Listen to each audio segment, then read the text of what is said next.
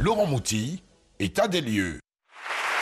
C'est enfin au jingle. Mais c'est pas encore fini parce qu'il faut votre photo, ça vient. Ça vient bien, super. En tout cas, le 3 décembre est la journée internationale des personnes en situation de handicap. Et selon les chiffres officiels issus du dernier recensement de 2014, on compte en Côte d'Ivoire 450 000 personnes en situation de handicap. Mais je pense que le chiffre est bien loin de la réalité. Il y a un dernier recensement qui a été fait qui nous situera précisément sur la question. Alors, qu'est-ce qu'on entend par personne handicapée? Selon l'OMS, je vais donner la définition de l'OMS, une personne handicapée se définit comme un sujet dont l'intégrité physique ou mentale est passagèrement ou définitivement diminuée, en sorte que son autonomie, son aptitude à fréquenter l'école ou à occuper un emploi s'en trouvent compromises.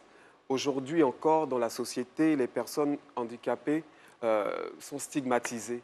On les regarde avec condescendance et c'est quelque chose vraiment à déplorer aujourd'hui.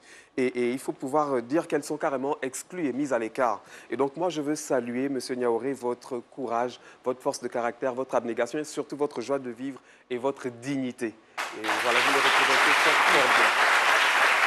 En tout cas, vous prouvez à toute la nation que le handicap n'est pas une fatalité. Non. Pas une fatalité, ça c'est très bien. Je vais aborder très rapidement 3 termes pour mon état de lieu. Que dit la loi, premièrement? Deuxièmement, les infos utiles. Et troisièmement, les solutions. Au niveau de la loi, je vais mettre en exergue 2 articles de la Constitution de la Côte d'Ivoire, l'article 4 et l'article 32. L'article 4 dit en substance que nul ne peut être discriminé en raison de plusieurs, par exemple, son ethnie, etc. Et ça finit par en raison de son état physique et mental. Ça, c'est dans la Constitution de la Côte d'Ivoire. Quels que soient vos challenges familiaux, la nouvelle Kyrène 10 litres est à vos côtés pour vous simplifier la vie.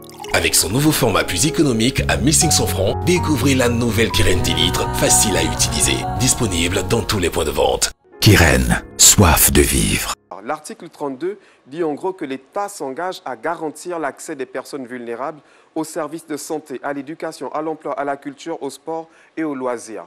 J'ajoute que la Côte d'Ivoire, en 2014, a ratifié la Convention des Nations Unies relative aux droits des personnes en situation de handicap.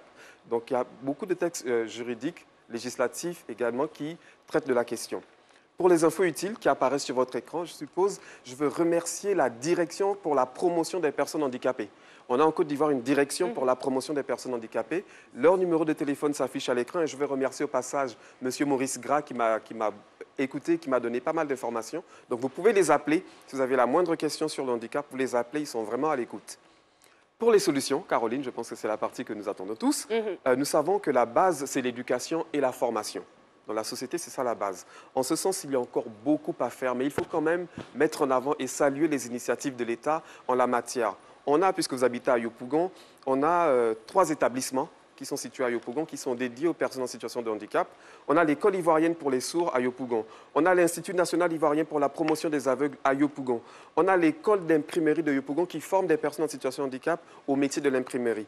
Mais bien entendu, tout ceci est situé à Abidjan. Il faut pouvoir élargir à l'intérieur du pays. Et il y a un projet qui vise également l'intérieur du pays qui s'appelle Projet pour l'éducation inclusive. L'idée, c'est de simplement mettre des enfants handicapés ou non ensemble, qui bénéficient du même enseignement, des mêmes conditions et parallèlement de former les enseignants au langage des signes. Ça, c'est un projet qui est déjà en cours dans 13 régions de la Côte d'Ivoire. Et puis, vous en avez parlé, vous êtes l'exemple pour l'emploi.